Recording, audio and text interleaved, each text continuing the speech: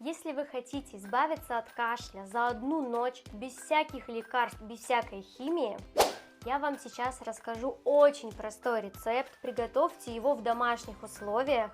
Эффект будет просто невероятный.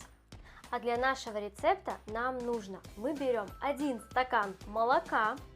Молоко должно быть обязательно горячее.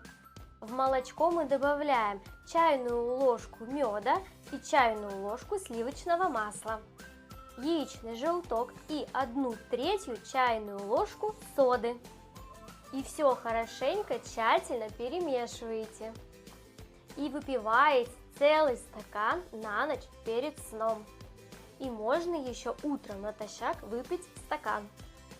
И вы увидите, как прям хрып, и никакого кашля у вас больше не будет.